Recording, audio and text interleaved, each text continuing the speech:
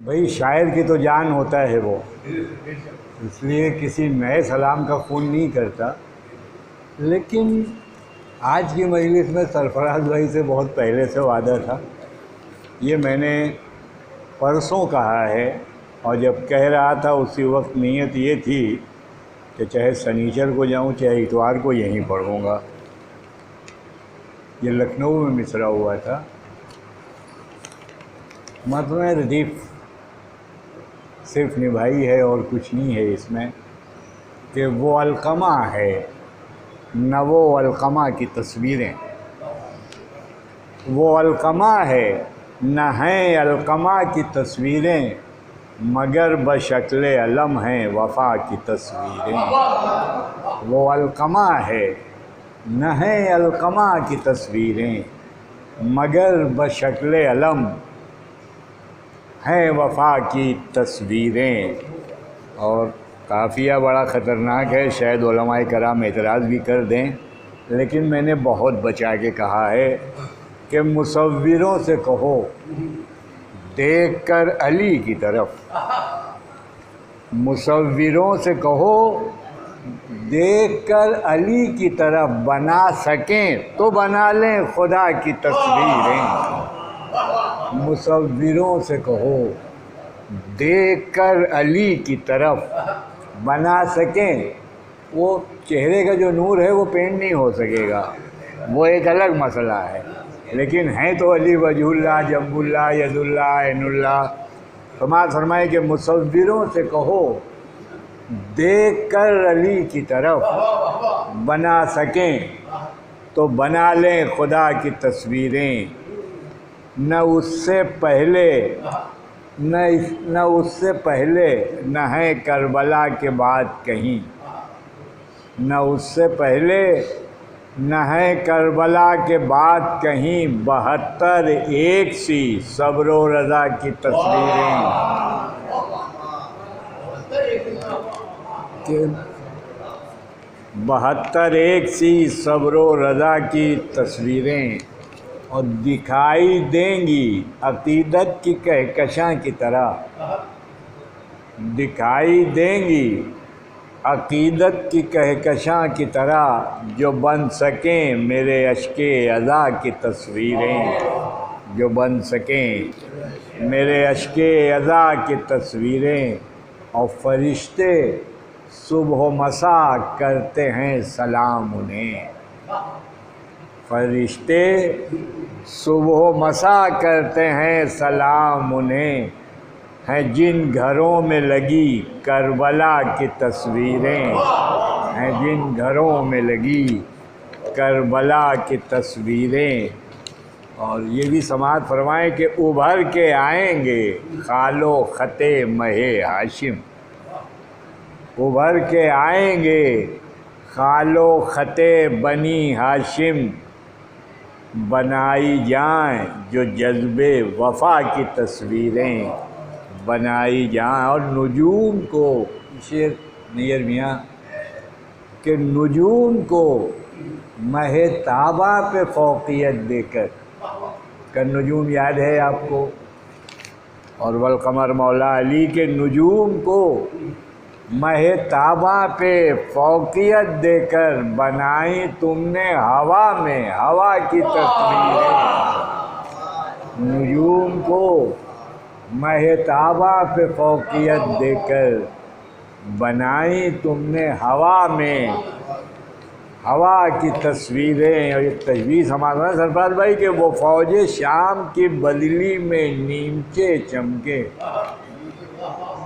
وہ فوج شام کی بدلی میں نیمچے چمکے، دکھائی دیتی ہیں برق بلا کی تصویریں، دکھائی دے۔ اور نظر میں اون و محمد ہیں کہتے ہیں قدسی، نظر میں اون و محمد ہیں، نظر میں اون و محمد ہیں کہتے ہیں قدسی، ہیں یہ تو جعفر و عقدہ کشا کی تصویریں، اور بشکل قاسم و اکبر دکھائی دیتی ہیں۔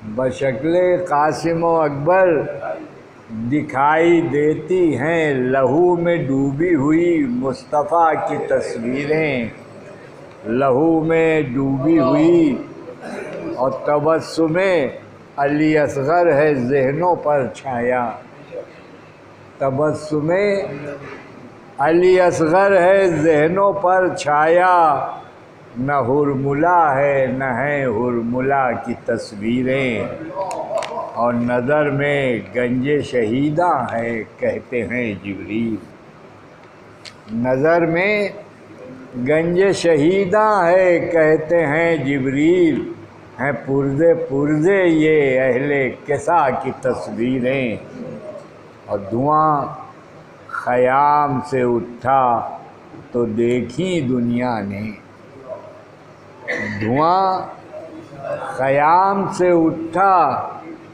تو دیکھی دنیا نے، جلے ہوئے در خیر النساء کی تصویریں، جلے ہوئے، اور شعور خندے بے شیر یاد آئے گا، شعور خندے بے شیر یاد آئے گا، کھینچیں جو لفظوں میں ناز و ادا کی تصویریں۔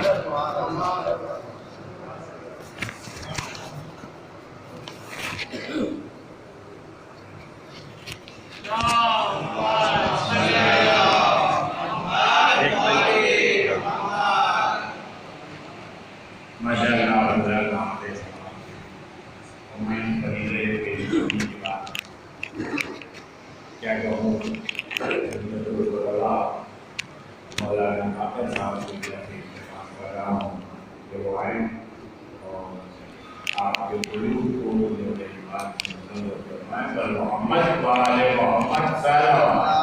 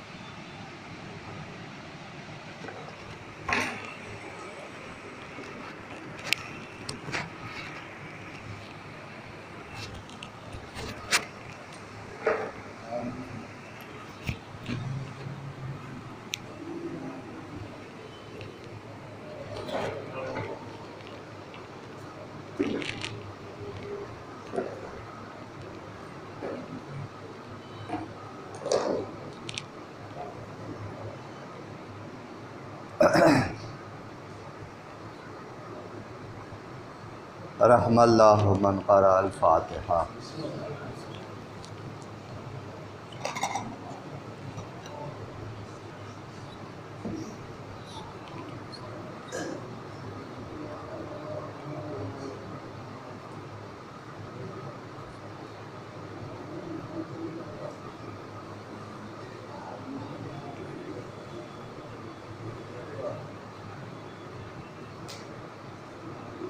اعوذ باللہ من الشیطان الرجیم، بسم اللہ الرحمن الرحیم، الحمد للہ رب العالمین، والعاقبۃ لأہل التقوی والیقین، والصلاة والسلام علی سید الانبیاء والمرسلین، ابی القاسم محمد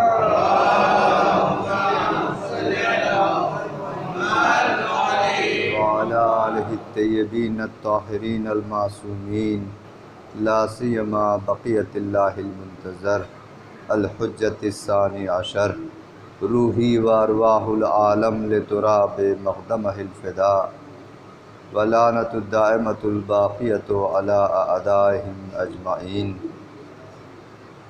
رب اشرح لی صدری ویسر لی امری واحلل عقدۃ من لسانی یفقہوا قولی، اما بعد فقد قال اللہ تبارک و تعالی فی کتابہ المبین وہو اصدق القائلین وقولہ الحق۔ اعوذ باللہ من الشیطان الرجیم، بسم اللہ الرحمن الرحیم، ان اللہ و ملائکتہ یصلون علی النبی یا ایھا الذین آمنوا صلوا علیہ وسلموا تسلیما۔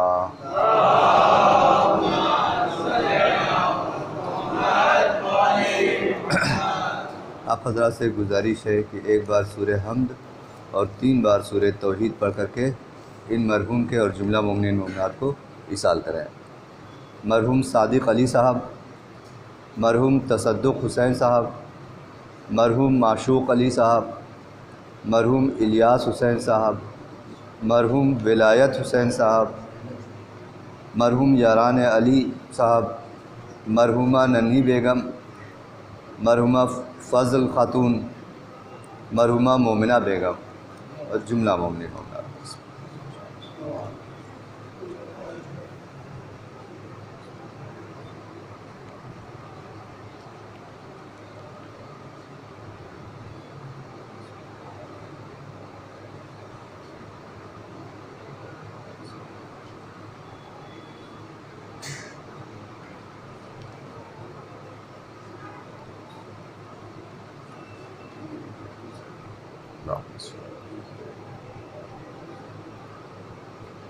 ایک بار اور صلوات بھیج دیجیے۔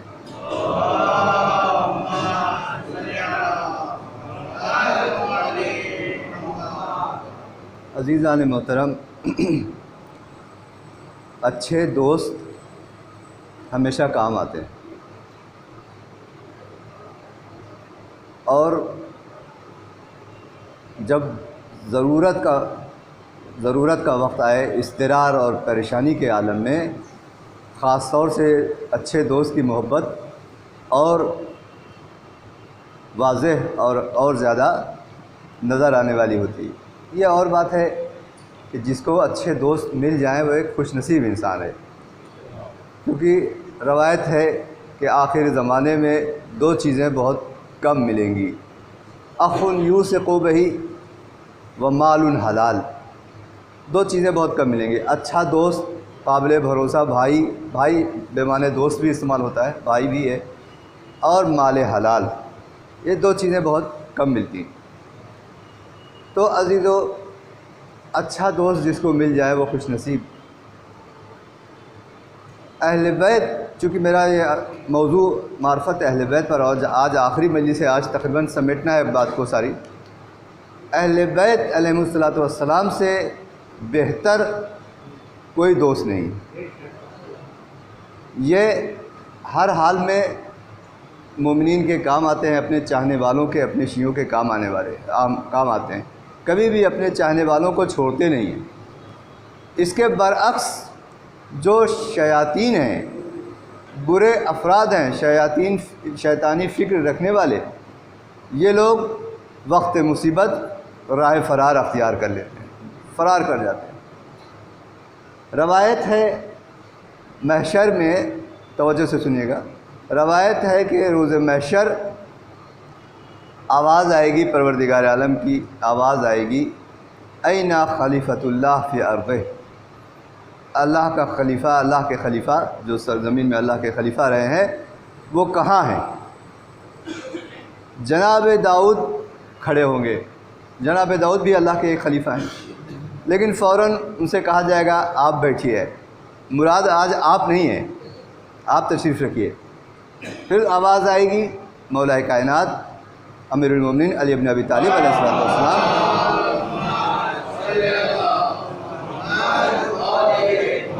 وہ کھڑے ہوں گے۔ پھر آواز آئے گی کہ جو لوگ علی والے ہیں، علی سے محبت کرنے والے ہیں، اور اولاد علی سے، معصومین سے مراد جو محبت کرنے والے ہیں، وہ علی کے پیچھے آ جائیں۔ تو جتنے چاہنے والے ہیں علی اور اولاد علی کے، وہ مولا علی کے پیچھے چلے جائیں گے، اور علی قسیم الجنہ والنار ہے، وہ اپنے چاہنے والوں کو جنت کی طرف رہنمائی کریں گے اور جنت کی طرف لے کر جائیں گے۔ لیکن اس کے برعکس پھر آواز آئے گی اینا امام الباطل، امام باطل جو دنیا میں لوگوں کو گمراہ کرتے تھے۔ امام میں حق برحق ہوتا ہے، اور ایک امام باطل بھی، رہنمائی کرنے والا، گائیڈ کرنے والا۔ تو امام باطل کہاں ہے؟ تو ان کے جو بزرگان ہیں جیسے کہ شیطان، ابلیس اور بھی ان کے ہم فکر لوگ وہ کھڑے ہوں گے، پھر کہا جائے گا کہ ان کے فالوور، ان کے تابع، ان کے ماننے والے، ان کے چاہنے والے وہ ان کے پیچھے کھڑے ہو جائیں۔ ان کے چاہنے والے جب ان کے پیچھے کھڑے ہوں گے تو یہ روایت میں ہے کہ یہ جب دیکھیں گے کہ ہمارے پیچھے اتنے زیادہ مجمع جمع ہے جو ان کے بہکانے میں دنیا میں آئے اور ان کے گمراہی کی وجہ سے، ان کے بھٹکانے کی وجہ سے وہ جو بھٹکے، فوراً کہیں گے ہم سے ان سے کیا مطلب، فوراً تبری، ہم ان کو نہیں جانتے ہیں، ہم ان کے گناہ کا بوجھ ہم اپنی گردن پر نہیں لے سکتے۔ تو جو دنیا میں بھی ایسی، جو مخلص ہے، جو اچھے دوست ہے، وہ وقت ضرورت زیادہ ساتھ دیتے ہیں۔ تو بہرحال اہل بیت کی معرفت پر بات ہو رہی تھی۔ دیکھیے عزیزو، کل بھی میں نے کہا تھا، آج پھر اسی بات کو اور انشاءاللہ واضح، اہل بیت کے علاوہ کوئی دوسرا راستہ نہیں ہے نجات کا۔ اہل بیت ہی واحد راستہ ہے جو نجات کا سبب بنے گا۔ صوفیوں کے ہاں جائیے، فلاں جگہ جائیے، فلاں درگاہ میں جائیے، فلاں جگہ جائیے، یہ سب آپ کا وقت برباد کرنا ہے۔ اگر نجات چاہتے ہیں، اگر نورانیت چاہتے ہیں، چاہے وہ شخصی طور پر ہو تو بھی اہل بیت کے دامن سے وابستہ ہونا پڑے گا، اور جو معاشرہ اور جو جامعہ اہل بیت سے جتنا قریب ہے اتنا وہ معاشرہ نورانی اور اتنا جو ہے وہ زیادہ اصلاح شدہ ہے۔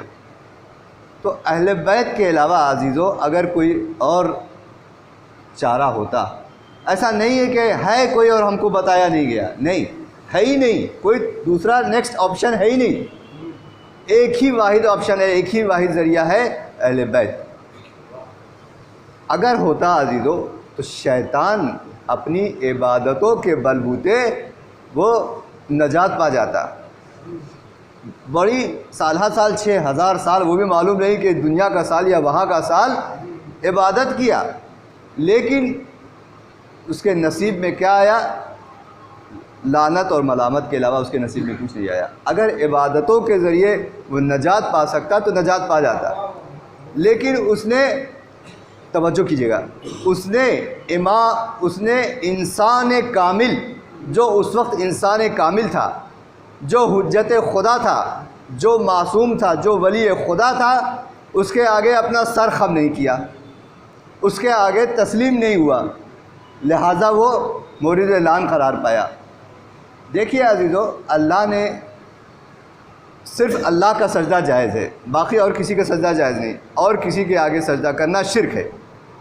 اللہ کبھی شرک کا حکم نہیں دے سکتا، بہت غور سے سنیے کیا کہہ رہا ہوں، اللہ کبھی شرک کا حکم نہیں دے سکتا۔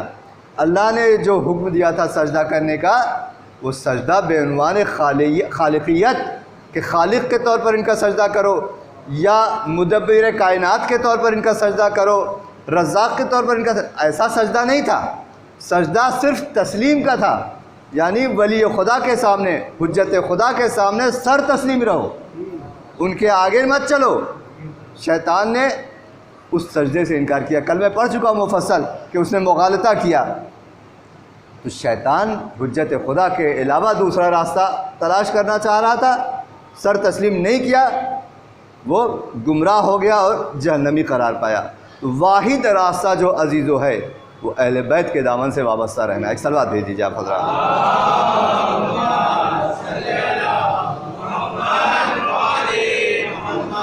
چونکہ کل بہت ساری باتیں اور یہ آج آخری مجلس ہے، زیادہ جو باتیں کہہ چکا ہوں ان کو تکرار نہیں کروں گا، بہت ساری باتیں مربوط بھی ہیں لیکن نہیں بات اب ان کو بیان کرنا ہے۔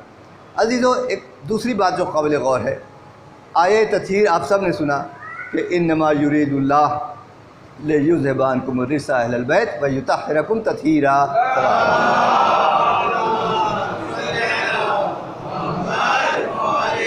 اس آیت کا ترجمہ چونکہ اب اتنی بار سننے میں آتا ہے، اب زیادہ تر ایسے ہی ترجمہ کر دیا جاتا ہے کہ اللہ نے اہل بیت کو پاک و پاکیزہ رکھا، تمام آلودگی سے، تمام کثافت سے، تمام برائیوں سے اللہ نے اہل بیت کو پاک رکھا۔ لیکن اس میں ایک بہت اہم نقطہ ہے، لفظ انما۔ انما علماء کہتے ہیں کہ حصر حقیقی ہے، یعنی صرف اور صرف، بہت غور سے سنیے میں کیا کر رہا ہوں، صرف اور صرف اللہ نے ان چہاردہ معصومین کو پاک و پاکیزہ کیا۔ انما یعنی صرف، فقط و فقط، انما یعنی اونلی، صرف کیول ہندی میں میں بولتا ہوں تاکہ عام آدمی کی زبان میں سب آدمی سمجھ جائے، صرف اور صرف فقط و فقط اللہ نے ان چہاردہ معصومین کو پیدا کیا، چہاردہ معصومین کو پاک اور منزہ کیا تمام کثافت اور برائی سے۔ خوب سوال، تو کیا 1,24,000 پیغمبر اکرم تو ان کو چھوڑ کر کی بات ہو رہی ہے، 1,23,999 کیا وہ معصوم نہیں تھے؟ توجہ، وہ بھی معصوم تھے۔ بہت سارے لوگ بھی معصوم کے بالکل قریب، وہ بھی عصمت کے درجے پر فائز تھے، جیسے کہ جناب عباس، جیسے کہ جناب زینب سلام اللہ علیہ، جیسے کہ جناب علی اکبر۔ البتہ چہاردہ معصومین کے مرتبے پر نہیں، عصمت میں بھی درجات ہیں، عصمت میں بھی درجات ہیں۔ یہ لوگ بھی عصمت کے ایک درجات پر، بعض درجات پر فائز تھے، تو کیا اللہ نے ان کو پاک و منزہ نہیں کیا ہے؟ یہاں عزیزان محترم توجہ کیجیے گا، اللہ نے بدون وسیلہ، بغیر کسی وسیلے کے جس کو پاک و منزہ کیا تمام کثافت اور آلودگی سے، وہ صرف یہی چہاردہ معصومین ہیں۔ باقیوں کو جو پاک اور منزہ کرنے والے ہیں، پاک و تمام صاف کرنے والے ہیں، وہ یہی چہاردہ معصومین ہیں۔ یعنی جناب ابراہیم کو جو پاک اور پاکیزہ کرنے والے ہیں، یہی چہاردہ معصومین ہیں۔ جناب عیسیٰ کو، جناب موسیٰ کو، جناب نوح کو، میں نے اس دن القطرہ کی حدیث پڑھی تھی آپ کے سامنے کہ جناب موسیٰ کو نجات دینے والا میں تھا، خضر کو تعلیم دینے والا میں تھا، موسیٰ کو تعلیم دینے والا، یعنی موسیٰ کو تعلیم دینے والا وہ خضر میں تھا۔ تمام باتیں ہو چکی ہیں۔ بقیات جو لوگ پاک و صاف ہیں ان کو ان اہل بیت، ان چہاردہ معصومین نے پاک کیا۔ ایک صلوات بھیجیے آپ حضرات۔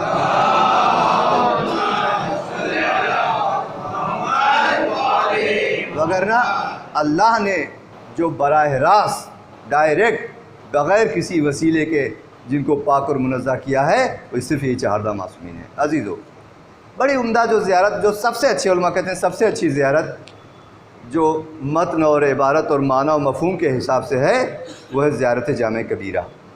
زیارت ناہیہ سیکنڈ نمبر پر آتی ہے۔ زیارت جامع کبیرہ بہترین زیارت۔ آغا بہجت تقریباً 86-87 سال کی عمر کے ہونے کے ان کا انتقال ہوا، ان کے بارے میں ملتا ہے کہ 16 سال کی عمر سے، پہلی بات یہ کہ وہ صبح کی نماز کے بعد ہمیشہ 70 سال تک، 16 سال کی عمر سے ہمیشہ کسی نہ کسی حرم میں صبح کی نماز کے بعد وہ چلے جاتے تھے۔ جب تک نجف میں تھے، نجف میں، مولا امیر المومنین کے حرم میں، کربلا میں تو امام حسین کے حرم میں، یا مولا عباس کے، مشہد میں 8ویں امام کے، قم میں جب تک، جہاں میں خود میں دیکھتا بھی تھا ان کو، جب میں تھا میرے سامنے بھی وہ آتے تھے، قم میں صبح کی نماز کے بعد آیت اللہ بہجت حرم معصومہ قم میں آ جاتے تھے۔ 70 سال تک ان کا یہ اصول رہا ہے زندگی کا، ان کا یہ روٹین رہا ہے کہ جب آتے تھے حرم میں 2 رکعت نماز جعفر طیار پڑھتے تھے، اور اس کے بعد زیارت عاشورہ پڑھتے تھے، اور اس کے بعد زیارت جامع کبیرہ۔ بہترین اہل بیت کی معرفت کے خزانہ اس میں پوشیدہ ہے، اس سے بہتر کوئی زیارت نہیں عزیزو۔ مجھے یہ کہنے کا مطلب یہ تھا کہ آپ حضرات بھی روز نہیں پڑھ سکتے، اگر ہفتے میں 1 دن پڑھ سکتے ہیں تو پڑھیں، ہفتے میں بھی نہیں پڑھ سکتے تو علماء نے بہت تاکید کی ہے کہ کم از کم مہینے میں 1 بار اس زیارت کو پڑھیں۔ علامہ مجلسی کے والد صاحب، علامہ مجلسی، وہ بھی علامہ مجلسی اول بولے جاتے ہیں، محمد تقی ان کا نام تھا۔ یہ جو علامہ مجلسی جو مشہور ہیں زیادہ، بحر الانوار جنہوں نے لکھی، میرات العقول جنہوں نے لکھی، حیات القلوب جنہوں نے لکھی، یہ باقر نام تھا ان کا، باقر مجلسی۔ لیکن ان کے والد صاحب وہ بھی بڑے مرتبے پر فائز تھے، محمد تقی مجلسی، علامہ مجلسی اول۔ ان کے بارے میں ملتا ہے کہ نجف میں مولائے کائنات کے حرم میں بلند بلند زیارت جامع کبیرہ پڑھ رہے تھے۔ کتابوں میں ہے کہ کل مداحین، جیسے مداح لوگ، ایران میں مداح لوگ ہوتے ہیں بلند آواز میں، جیسے اپنے یہاں نوحہ پڑھا جاتا ہے وہاں مداح لوگ ہوتے ہیں جو بلند آواز میں پڑھتے ہیں، کہہ رہے وہ پڑھ رہے تھے زیارت جامع کبیرہ۔ اتنے میں جو کتاب میں ہے میں بتا رہا ہوں کہ بین النوم والیقظہ، یعنی نیند اور بیداری کے بیچ میں، اس کو بولتے ہیں عالم مکاشفہ۔ دیکھیے جیسی روح کی بلندی ہو عزیزو، ایک بات میں بریکٹ میں بتا دوں، جس کی روح بہت عظیم ہے، بہت بلند ہے، وہ پوری طرح سے بیداری میں اہل بیت کو مشاہدہ کرتا ہے، زیارت کرتا ہے پوری طرح سے بیداری میں، جیسے ابھی آپ لوگ جاگ رہے ہیں، ہم جاگ رہے ہیں۔ لیکن جیسے جیسے مراتب آتے جاتے ہیں، کچھ لوگ بین خواب اور بیداری، اور نیچے آئے تو صرف خواب، ہے نا، صرف خواب میں دیکھ لیا ایک دو بار. بہت لوگ پوچھتے ہیں مولا کو میں نے امام زمانہ کو خواب میں دیکھا، میں نے مولا عباس کو خواب میں دیکھا. خواب میں یہ بھی ایک بہرحال ایک رتبہ ہے، ایک فضیلت کی بات ہے کہ خواب میں بھی معصومین کو دیکھ لے، اور جو نہیں ہے تو پھر وہ دیکھتے ہی نہیں، پوری زندگی حسرت کرتے رہتے ہیں. بہرحال انہوں نے بین النوم والیقظہ دیکھا کہ زیارت جامعہ کبیرہ پڑھ رہے تھے، اسی وقت ایک عالم مکاشفہ، ایک کیفیت طاری ہوئی ان کے اوپر. دیکھا کہ امام زمانہ بیٹھے ہوئے ہیں. امام زمانہ نے آغا محمد تقی سے کہا میرے پاس آؤ. 2-4 قدم آگے بڑھے، رک گئے. کہا اور آؤ میرے پاس، اور قریب آؤ. کہا ڈرتا ہوں کہ کہیں ایسا نہ ہو کہ میں ان آداب کو جو آپ کے احترام میں ہونا چاہیے ان آداب کو نہ جانتا ہوں، مجھے معلوم نہیں ہے اور کچھ جسارت ہو جائے، اس لیے دور ہی سے میں آپ کی خدمت میں پیش ہوں. امام نے کہا نہیں، میں بلا رہا ہوں نا، جب میں بلا رہا ہوں تو اور میرے قریب آؤ. بالکل قریب آئے تو پھر 2 زانو ہو کر کے جیسے ہم لوگ نماز میں بیٹھتے ہیں ایسے مؤدب بیٹھے امام کے سامنے، امام وقت کے سامنے. امام نے کہا سکون سے بیٹھو، آرام سے بیٹھو، تم ظاہر ہو، تم تھکے ہو، سکون سے بیٹھو، آرام سے بیٹھو. مطلب جیسے ہم لوگ بولتے ہیں نا کہ ٹیک اٹ ایزی، آرام سے بیٹھو، کوئی پریشانی کی بات نہیں ہے، بہت آرام سے بیٹھو. اس کے بعد کہا کہ تم کیا کر رہے ہو، تمہارے ہاتھ میں کیا ہے؟ انہوں نے کہا کہ مولا آپ کے جد کی، امام ہادی کی، امام علی نقی علیہ السلام کی یہ زیارت ہے. صلوات پڑھ رہے ہیں آپ حضرات.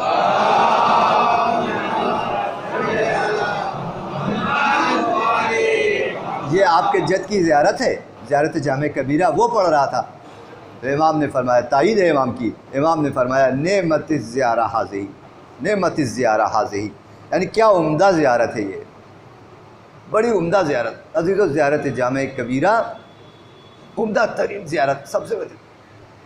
کہنے کا مطلب اب یہ ہے کہ زیارت جامعہ جس کو میں نے کہا کہ اہل بیت کی، البتہ اس پر کئی جلدوں میں علماء نے شرح لکھی، اس کی شرح زیارت جامع کبیرہ آغا جوادی عملی کی میرے بھی ٹیپ میں موجود ہے، اور بھی بڑے بڑے علماء نے لکھی ہے. بہرحال جو اس وقت میں کہنا چاہ رہا ہوں، انہوں نے صلوات جو ہم بھیجتے ہیں، ایک بار بھیج دیجئے آپ، اللہم صلی علی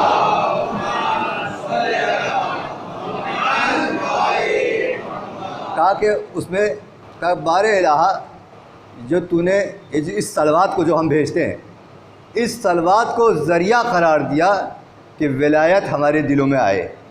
اس صلوات کو جعل صلواتنا علیکہ، آگے کہ اس قرار دیا آپ نے اس صلوات کو ذریعہ ولایت، ولایت کا ذریعہ قرار دیا. خوب ذریعہ ولایت قرار دیا تو اس سے کیا فرق پڑتا ہے، اس کے کیا اثرات ہیں، کیا تاثیر ہے ولایت کے؟ 4 تاثیر بتایا طیباً لخلقنا. پہلی تاثیر بتائی اس لیے کہ ہماری ذات پاک ہو جائے. توجہ کیا کہنا چاہ رہا ہوں، آج آخری مجلس ہے، زحمت تمام ہے، اس کے بعد اگر آپ لوگ تھک بھی گئے ہوں اور کوئی کوتاہی ہوئی ہے تو میں معذرت بھی چاہتا ہوں. طیباً لخلقنا یعنی ہماری جو جس سے ہماری خلقت ہوئی ہے نا، ہماری ذات پاک ہو. خوب کیا مطلب دیکھیے، بعض لوگ مزاجاً فطرتاً ذاتاً کہ یہ بڑے اچھے ہوتے ہیں، نیک صفت ہوتے ہیں. بعض لوگ روایت بھی، ابھی میں روایت بھی بتاتا ہوں، بعض لوگ فطرتاً تھوڑا جیسے کہتے ہیں عیبی پناہ ان کے اندر ہوتا ہے، تھوڑا بدجنسی ان کے اندر ہوتی ہے. بقول فارسی میں بولتے ہیں کہ جن سے شیشے خوردے دارت، یعنی ٹوٹا ہوا شیشہ اس کے اندر ان کے موجود ہے. فارسی میں اس کا ترجمہ ہے جن سے شیشے خوردے دارت. تو بعض لوگ ایسے ہوتے ہیں. حدیث ہے کہ ہماری خلقت کے وقت میں بہت ساری رگیں ہمارے جسم میں آلودہ بھی موجود ہیں، رکھا گیا ہے. وہ کیوں رکھا گیا ہے؟ شاید یورف الاشیاء باضدادہا، اس عنوان سے رکھا گیا ہو. بہرحال کس وجہ سے رکھا گیا میں ادھر نہیں جانا چاہ رہا ہوں، ابھی وہ فلسفہ اور منطق ہو جائے گی. تو ہمارے خلقت میں، ہمارے جسم میں کچھ عیبی پناہ موجود ہے ہر انسان کے اندر، مطلب معصومی کی بات نہیں کر رہا ہوں. اس کو پاک اور صاف کرتا ہے. ولایت کا ایک اثر یہ ہے طیباً لخلقنا. وہ جو برا یعنی دل چاہتا ہے کبھی کسی کے سر پہ ٹیپ مارے. میں اپنی مثال دے رہا ہوں، دل چاہتا ہے کبھی کسی کو لنگڑی لا دے. میں نے دیکھا بعض لوگ ایک ٹکلے ایک صاحب بیٹھے تھے، پیچھے ایک صاحب بیٹھے بس میں، ان کے ٹکلے پہ پھونکے جا رہے تھے بار بار. اب وہ بیچارہ پریشان ہو رہا ہے. یہ کیا ہے؟ یہ عیبی پناہ ہے. یہ جنس میں ان کے یہ کہا جاتا ہے، فارسی میں کہتے ہیں بخیلی بدجنسی، بہت بدجنسی ہے. بعض لوگوں کا ایسا مزاج ہوتا ہے. اگر جو لوگ اہل بیت جن کے دل میں ہے تو اس کا ایک تاثیر یہ ہے کہ یہ چیزیں کم ہوتی ہیں. طیباً لخلقنا. دوسرا ہے طہارتاً لانفسنا، ہمارے نفس اور ہماری روح پاک اور پاکیزہ ہوتی ہے۔ یہ کیا کم چیز ہے؟ اگر ہماری روح گناہوں سے پاک و پاکیزہ ہو جائے، ہماری روح میں نورانیت آ جائے، ہے نا، نورانیت پیدا ہوتی ہے، لوگوں کی نورانیت ایسی بڑھ جاتی ہے۔ شیخ عباس کی قمی کی نورانیت اتنی بڑھ گئی تھی کہ جب بھی ذکر پڑھتے تھے جسم سے نور نکلتا تھا، جیسے جگنو چمکتا ہے ایسے نور نکلتا تھا، تو لوگوں کی نورانیت بڑھ جاتی ہے۔ ولایت ایک اس میں اثر رکھتا ہے۔ ولایت جو ہے طہارتاً لانفسنا۔ تیسرا اثر بتایا تزکیتاً لنا، ہم کو پاک و پاکیزہ، تزکیہ نفس کے لیے، ہم کو پاک و پاکیزہ کرنے کے لیے، تقریباً وہی ہم معنی میں۔ اور چوتھا کفارتاً لذنوبنا، ہمارے گناہوں کا کفارہ بھی بن جاتی ہے۔ اہل بیت کی ولایت، اہل بیت کی محبت ہمارے گناہوں میں کفارہ بنتی ہے۔ کل میں نے آپ کے سامنے حدیثیں پڑھی، حدیث ہے کہ اگر دل میں اہل بیت کی محبت ہے تو اس کے سر میں درد بھی ہو رہا ہے، یا پیر میں ٹھیس بھی لگ گئی، چوٹ بھی لگ گئی، یا ڈراونے خواب، کابوس ڈراونے خواب بھی اگر اس نے دیکھا تو اس کے گناہ اس طرح سے جھڑتے ہیں جیسے پیڑ سے پتے جھڑ، ہماری گناہوں کا کفارہ ہو جاتا ہے۔ عزیزو، یہ جو صلوات ہم اور آپ بھیجتے ہیں اس کو کم نہ سمجھیے، ایک بار اور صلوات بھیج دیجیے آپ اللہ۔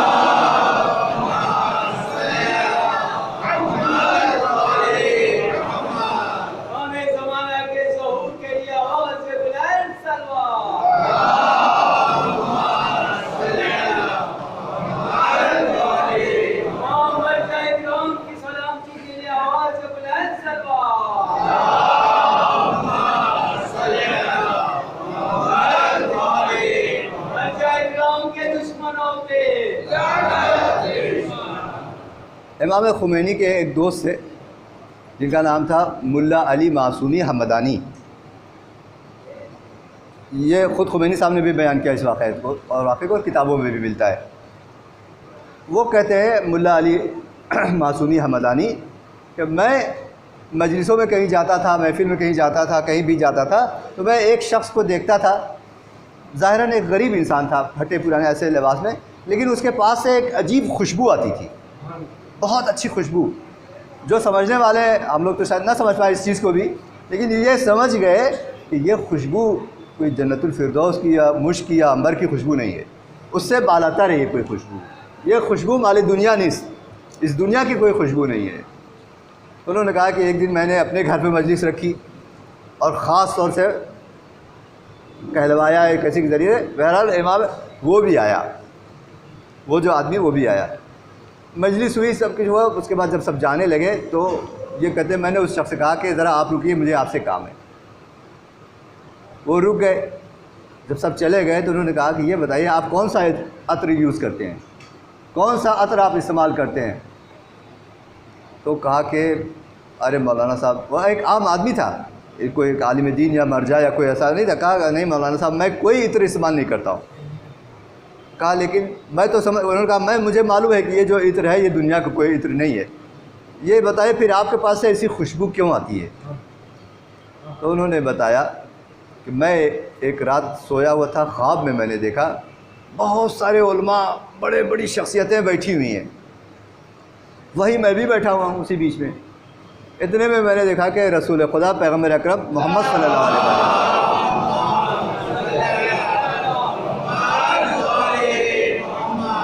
وہ آئے اور انہوں نے کہا کہ تم میں سے کون ہے جو ہم پر سب سے زیادہ درود بھیجتا ہے؟ تم میں سے کون ہے جو ہم پر سب سے زیادہ صلوات بھیجتا ہے؟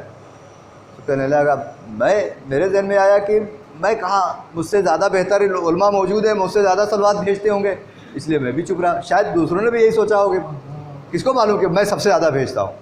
کہنے میں بھی چپ رہا، باقی لوگ بھی چپ رہے۔ پھر رسول خدا نے تکرار کیا، کون ہے آپ میں سے جو سب سے زیادہ ہم پر اور ہماری آل پر درود بھیجتا ہے؟ پھر کوئی نہیں بولا۔ جب تیسری بار پیغمبر نے کہا تو یہ شخص کہتا ہے کہ مجھ سے برداشت نہیں ہوا، میں نے کہا کہ یا رسول اللہ آپ خود ہی بتا دیجئے کون سب سے زیادہ درود بھیجتا ہے، ہم لوگوں کو کیا معلوم، ہم لوگ کو نہیں معلوم کون سب سے زیادہ۔ رسول خدا آئے اور کہا تم سب سے زیادہ مجھ پر صلوات بھیجتے، ہم پر اور ہماری آل پر۔ اور اس کے بعد رسول خدا نے میرا بوسہ لیا۔ یہ جو خوشبو آ رہی ہے میرے جسم سے، یہ رسول خدا کے اسی بوسے کا اثر ہے۔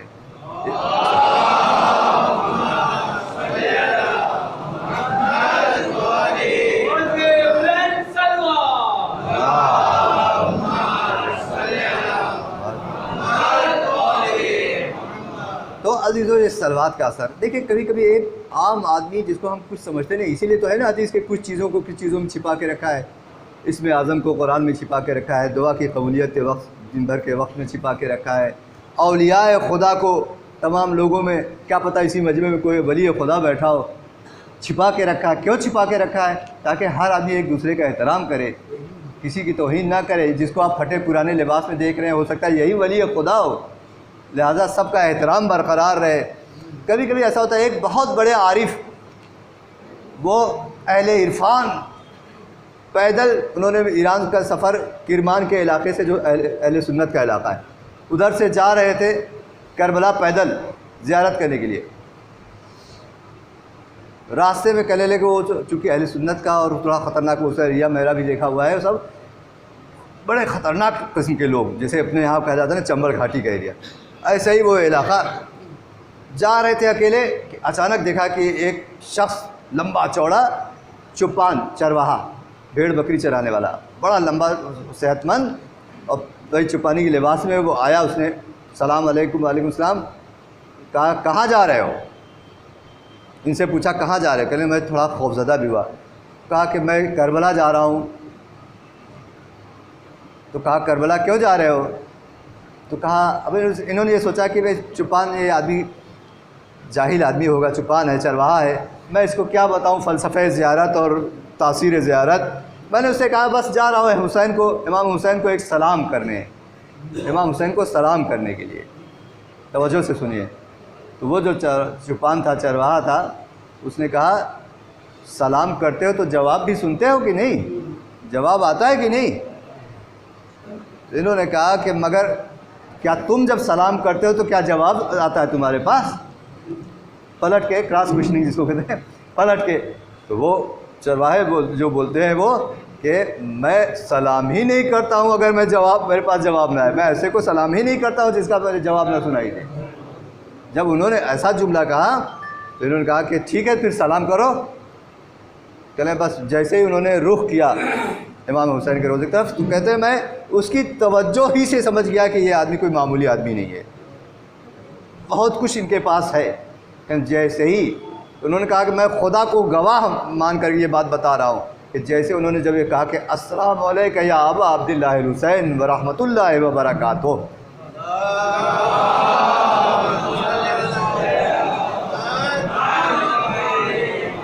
جیسے ہی سلام کیا، کہتے خدا گواہ ہے کہ پہاڑوں سے، دریاؤں سے، درختوں سے، کوہ و دشت سے، چاروں طرف سے جواب آیا، واضح اور بالکل عظیم جواب آیا، باعظمت، وعلیکم السلام ورحمۃ اللہ وبرکاتہ۔ پھر چوپان نے ان سے کہا، چرواہے نے، کہ اب آپ سلام کریے۔ کہنے لگا میں شرمندگی، اتنے بڑے عارف، لیکن کہنے لگا میں رخ کیا امام حسین کے روضے کی طرف، کہا مولا میری عزت بچا لے، میں شرمندہ ہوں، آج تک کبھی جواب نہیں سنا تھا انہوں نے بھی، میں گنہگار ہوں، لیکن اس کے سامنے میری عزت برقرار ہے۔ پھر انہوں نے بھی کہا السلام علیکم یا ابا عبداللہ الحسین ورحمۃ اللہ وبرکاتہ، جواب سنا، وعلیکم السلام ورحمۃ اللہ وبرکاتہ، جواب آیا، لیکن اس عظمت اور اس بلندی کے ساتھ میں جیسا اس کا جواب آیا تھا، اس کا ان کا جواب نہیں آیا۔ ایک بار اور صلوات بھیج دیجیے آپ۔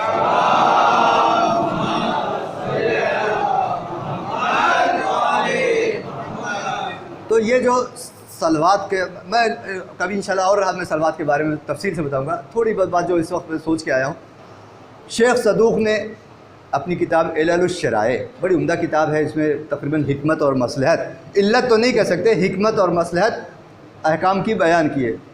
اس میں انہوں نے لکھا کہ توجہ سے سنیے گا، زیادہ طول لانی اب نہیں بچی مجلس، کہ جناب ابراہیم کو خلیل اللہ، اللہ کا دوست، اللہ سے دوستی ان کی کیسے ہوئی، کیا وجہ ہے، ہر چیز کی علت بیان کیا ہے کہ خلیل اللہ۔ بتاتے ہیں کہ شیخ صدوق نے نقل کیا علل الشرائع میں کہ ابراہیم خلیل، اس وقت خلیل کا لقب نہیں ملا تھا، ابراہیم، جناب ابراہیم پیغمبر تھے۔ جناب ابراہیم کے سامنے ایک بار جناب اسرائیل یعنی ملک الموت آئے۔ جناب ابراہیم نے دیکھا تو کہا اچھا آپ آئے ہیں، کیا میرا وقت آ گیا، میری موت آ گئی، میری قبض روح کے لیے آپ آئے ہیں؟ تو انہوں نے کہا نہیں، میں آیا ہوں ایک ایسے انسان کو بشارت دینے کے لیے، خوشخبری دینے کے لیے جس کو اللہ نے اپنا دوست بنا لیا ہے، خلیل اللہ کا لقب جس کو اللہ نے دیا ہے۔ اب دیکھیے جناب ابراہیم کے بعض صفا یہ لوگ تھے، جناب ابراہیم کے بھی تواضع، انہوں نے نہیں کہا کہ سوچا بھی نہیں کہ میں ہی تو نہیں ہوں، اگر ذرا سا آپ تعریف کر دیں تو ہم لوگ سوچنے لگے کہیں میری تعریف تو نہیں کر رہے، لیکن وہ لوگ بلند مرتبے پر فائز۔ کہا وہ کون ہے مجھے بتائیے کہ تاکہ میں جا کر کے آخر عمر تک ان کی خدمت کروں، جو اللہ کا دوست ہو وہ کون ہے؟ تو کہا وہ کوئی اور نہیں، وہ آپ ہی ہیں، آپ ہی کو اللہ نے بعنوان خلیل اللہ منتخب کیا ہے۔ ایک صلوات بھیجیے آپ حضرات۔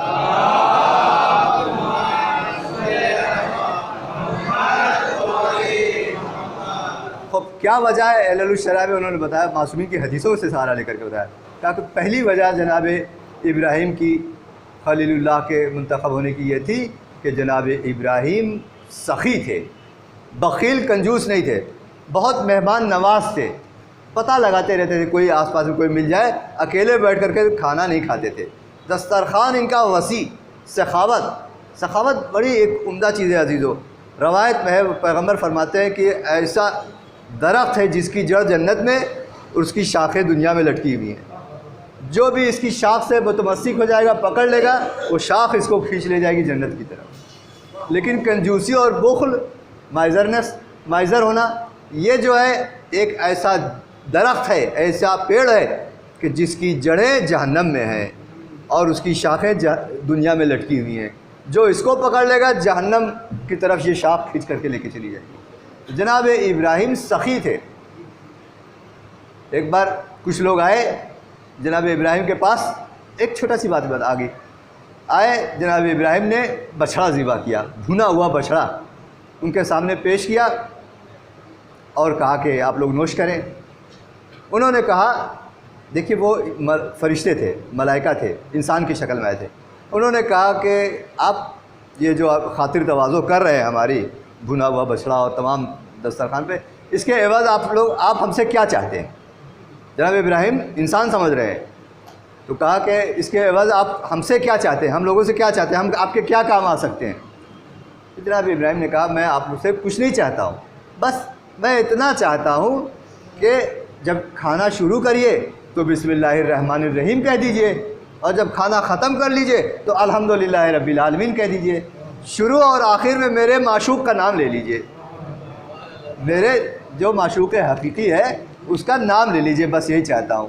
تو وہ لوگوں نے کہا کہ اے ابراہیم، اے جناب ابراہیم، ہم لوگ اللہ کی طرف سے فرشتے ہیں، ہم غذا نہیں کھا سکتے، یہ ہم اللہ کی طرف سے ملک ہیں، ہم آئے ہیں قوم لوط کا جو ان پر عذاب نازل کرنے کے لیے آئے ہیں، ضمناً آپ کا امتحان لینا بھی مقصد تھا، تو امتحان میں لیا۔ جناب ابراہیم کی جو خلت کا، جو خلیل کا جو لقب ملا، ایک وجہ یہ کہ وہ بڑے سخی تھے۔ دوسری وجہ جو بیان کیا شیخ صدوق نے کہ لم یسأل غیر اللہ، لم یسأل عن غیر اللہ، اللہ کے علاوہ کسی اور سے مانگتے نہیں تھے۔ عزیزو یہ چیز بھی بہت ضروری ہے، اس میں تھوڑا سا آپ کو بریکٹ میں کچھ سمجھانا چاہتا ہوں۔ حتی الامکان جب تک آپ کے جان پر نہ بن جائے، ہر کس و ناقص کے سامنے اپنی حاجات کو پیش نہ کریں، ایک خودداری رکھیں، میں یہ چاہ رہا ہوں، میں یہ چاہ رہا ہوں، میں یہ چاہ رہا ہوں، میں یہ پریشانی ہے میرے ساتھ، یہ پریشانی ہے، یہ نہ کریں۔ اللہ کے آگے گڑ گڑائے، اللہ کے آگے۔ اللہ نہیں پسند کرتا کہ کوئی بندہ کسی بندے کے سامنے گڑ گڑائے اور اپنے کو ذلیل اور رسوا کرے۔ میں نے ایک دن عرض کیا آپ کی خدمت میں کہ قرض لینا مکروہ ہے، اس لیے کہ قرض لینے والا جس سے لیتا ہے اس کے سامنے خود کو صغیر اور حقیر سمجھنے لگتا ہے، جب تک کہ مجبوری نہ ہو۔ مجبوری کے عالم میں تو معصومین نے بھی لیا ہے قرض۔ تو جناب ابراہیم اللہ کے علاوہ کسی سے کچھ مانگتے نہیں تھے، اور اللہ دیکھیے کیسے وقت پر حساس، بالکل سینسیٹیو ٹائم پر اللہ ایگزام بھی لیتا ہے، امتحان بھی لیتا ہے۔ جب منجنیق کے ذریعے پھینکا جا رہا ہے، اللہ کا حاجت، جبرائیل آئے، کہا تم کو کوئی حاجت ہے؟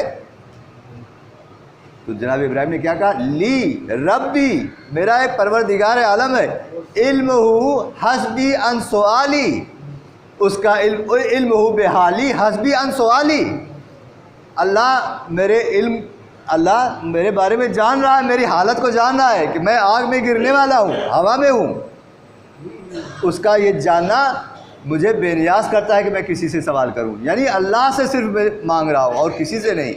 تو پروردگار عالم نے بھی کیا اچھا جواب دیا، آگ کو یا نارو کنی بردا و سلام علی ابراہیم، آگ کو گلزار اور گلدستہ بنا دیا۔ صلوات بھیجیے آپ حضرات۔